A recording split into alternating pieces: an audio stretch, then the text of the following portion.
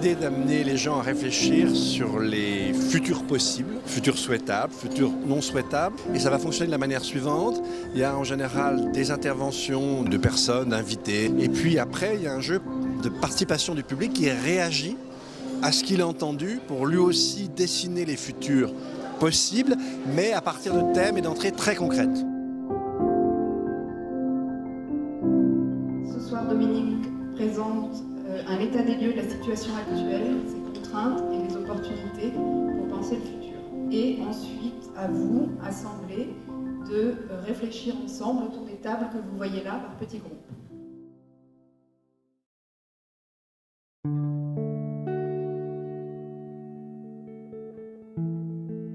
J'ai trouvé que cette façon de procéder est très bien. La conférence est ciblée d'abord sur une orientation qui va, sauf erreur, se tuiler de conférence en conférence avec les participants les uns après les autres. Et après nous, de pouvoir réfléchir à des thématiques qui sollicitent plusieurs compétences. Et ça me plaît beaucoup aussi.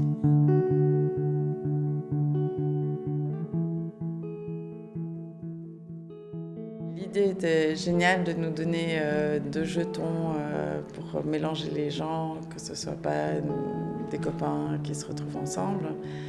De passer dans 2 tables, c'était intéressant aussi. Évidemment que si on avait toute une semaine devant nous, ce serait bien que chacun puisse passer à chaque table. C'était un peu frustrant d'aller qu'à 2 tables. Super optimiste, super enthousiaste aussi. Déjà de voir qu'il y a autant de monde un lundi soir sous la flotte au mois d'automne, ça veut dire que, indépendamment de l'actualité, les gens ont quand même envie de s'impliquer.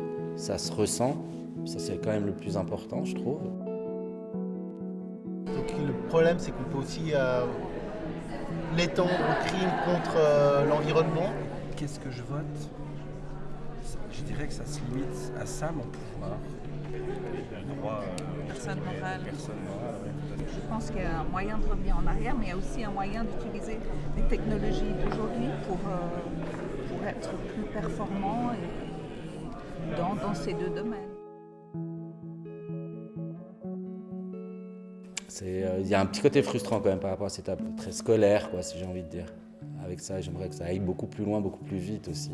C'est chouette, c'est bon enfant, ces trucs, mais à la fin, j'ai pas l'impression que ça va vraiment amener quelque chose. Ou alors, il faudrait prendre 3 fois plus de temps pour le faire. Vraiment se consacrer 3 heures sur un sujet, avoir différents intervenants, que justement Dominique Bourg puisse passer à une table et puis qu'on puisse lui poser des questions sur certaines choses.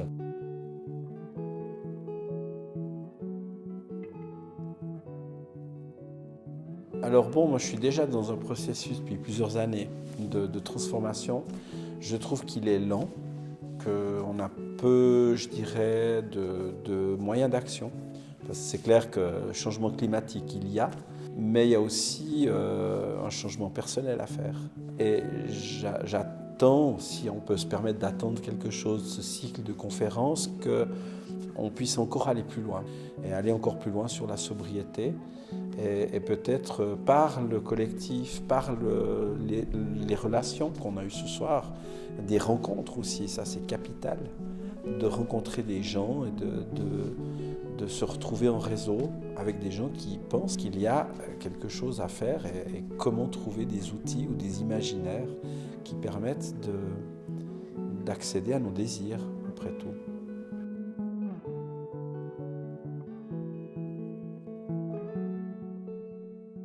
Ce que je trouve vachement bien dans le modèle, c'est que tout le monde est logé à la même enseigne. Pas d'étiquette où on voit agriculteur ou chercheur ou machin.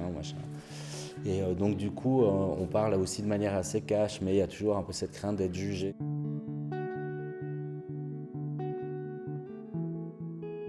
Ça me renforce dans une des revendications d'IXER, qui est la mise en place d'assemblées citoyennes, que quand on met ensemble des personnes, il y a vraiment beaucoup d'idées qui fusent, il y a beaucoup de créativité.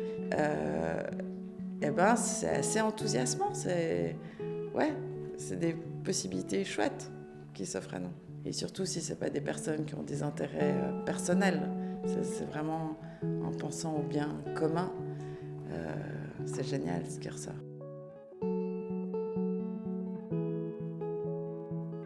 suis toujours dans l'expectative qu'on me donne plus d'informations et qu'on me donne plus de solutions. Alors je sais que je dois y contribuer, c'est pour ça que c'est participatif, mais partant tellement loin, je ne vois pas trop comment, à part avec du bon sens.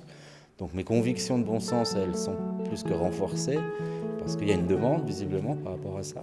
Ça me pousse à vouloir me documenter un petit peu plus. Il y a des références qui sont sorties tout au long de la soirée, donc j'ai envie d'aller un petit peu plus loin. Et j'ai envie aussi que l'information vienne à moi quand il y aura le deuxième cycle. On va voir ce que ça va pouvoir amener à ma réflexion personnelle. Moi, je ressors avec plein d'enthousiasme et des espoirs, je ne sais pas, pour l'instant, le futur le dira. Les espoirs, ça peut être effectivement espérer quelque chose demain, mais en même temps, ça peut aussi être un bilan. Ah bah tiens, j'ai bien fait d'espérer. Je crois que ce qui est plus important, c'est de participer, de cheminer en fait avec ce projet.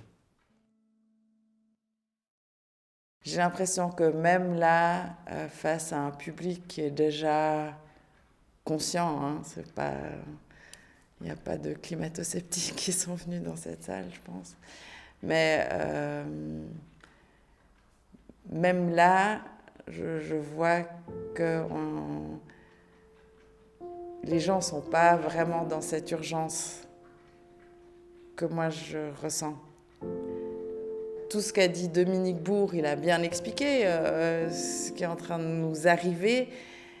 Et puis il dit aussi que c'est une urgence, mais c'est comme si ça rentrait pas vraiment dans le cœur des gens, à quel point c'est urgentissime.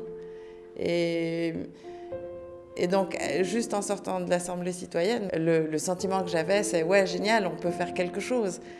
Mais quand tu me reposes la question, je me rends compte qu'au fond de moi, je me dis « non, mais il n'y a pas encore cette perception vraiment aiguë ». Et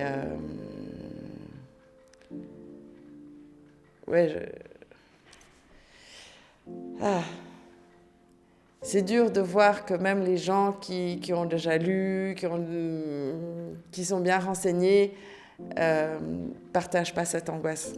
C'est dur.